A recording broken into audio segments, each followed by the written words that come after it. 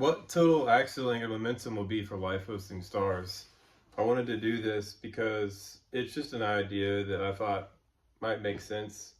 Uh, I see that the astronomers are finding more exoplanets, which are just older stars, and if they can figure out how much energy they spin with, they could probably figure out if life is on that star or not.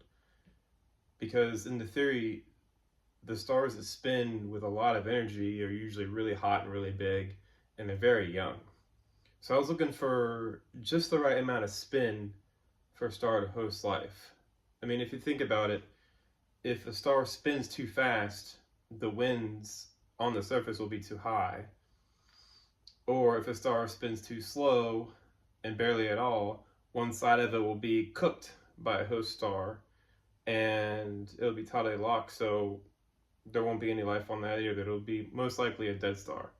And the tidally locked ones, obviously, the ones that are very small and very old versus the very large ones. All in all, the derivation for the Williams number is the axial angular momentum with 31 zeros removed. So 2 times 10 to the 40 kg times meters squared per second would be 2 billion Williams, or just 2 billion W. I have it as dimensionless because it's easier to write versus all those extra designations. And on this paper I have, at 1,000 Williams, life was exploring land for the first time on Earth. At 10,000 or 10 kW Williams, eukaryotic cells were forming on Earth. At 100,000 Williams, which is 100 kW, it looks like kilowatts, the oldest fossils of single cell organisms were found. At 1 million Williams, the best guess for the formation of life is hypothesized.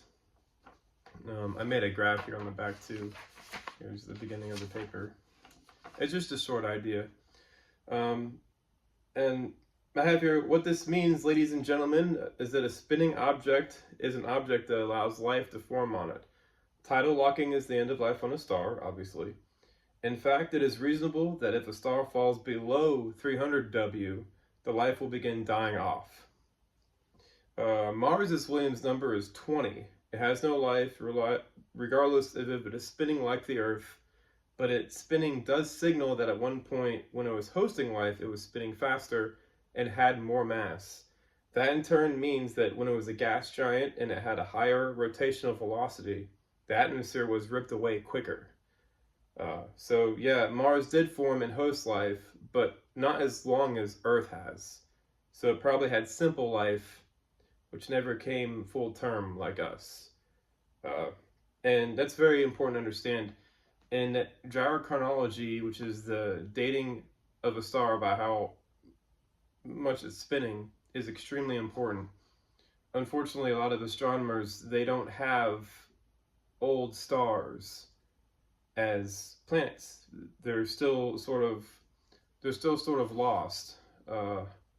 And hopefully they can start to find their way and maybe even find a way to figure out how fast these things are spinning, because it'll be the telltale sign if there's life on it or not.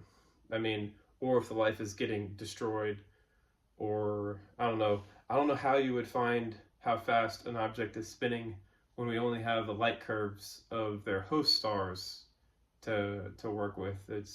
I guess that'd be extremely complex. I haven't even thought of how they do that. They probably can do it. I haven't looked into that. But I have looked into understanding the spin rate of a star and how important it is for it to host life. And that's what I wrote in this paper here. All right, y'all. The obligatory hello, Celeste. Hopefully one day this is developed and maybe even refined and maybe even tossed out. I don't know, but it's an idea that needs to exist. All right, there you go.